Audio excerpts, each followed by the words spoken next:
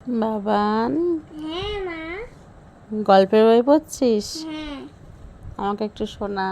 ঠিক আছে। সিংহ ইঁদুর। একদিন এক সিংহ নিজের গুহায় আরামে শুয়েছিল। এমন সময় কোথা থেকে একটি নেংটি ইঁদুর সেখানে এসে সুড়ুম করে সোজাসুজি ঢুকে গেল সিংহের নাকের ভিতর। খুব সুরসুরি সিংহের নাকে, তাই জোরে সে হাঁচল। আর সাথে সাথে নেংটি ইঁদুরটা বাইরে ছিটকে পড়ল। আরামের ঘুম ভেঙে যাওয়ায় সিংহ রাগে হুঙ্কার দিয়ে থাবা বাড়িয়ে ইঁদুরটাকে ধরে ফেলল। ভয়ে নেংটি ইঁদুরের বুক দুরদুর করে কাঁপতে লাগলো। সে জোড়হাত করে করুণ সুরে বলল, আমাকে মাফ করুন। ইঁদুরের কথা শুনে সিংহের রাগ পড়ে গেল। সে একটু হেসে ইঁদুরকে বলল, যা, তোকে ছেড়ে দিলুম।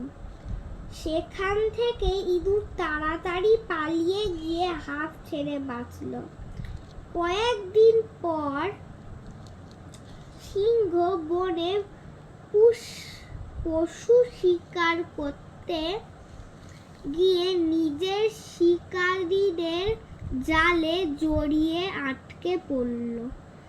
অনেক কষ্ট করেও জাল থেকে বেরিয়ে আসতে না পেরে সিংহ হুঙ্কার দিতে লাগলো। তার হুঙ্কারের ভীষণ আওয়াজে সারা বন কেঁপে উঠল। সেই হুঙ্কার শুনে ইঁদুর বুঝতে পারল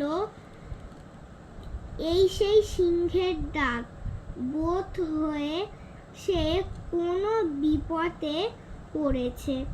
সেখানে দৌড়ে গিয়ে সে দেখতে পেল সিংহ জালে জড়িয়ে পড়ে আছে।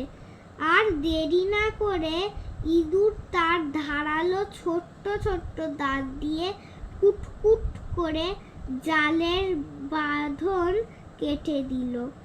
সিংহ হাঁফ ছেড়ে বাঁচল। যতই ছোট প্রাণী না হোক, উপকার পেলে সেও উপকার করার চেষ্টা করে। By friends.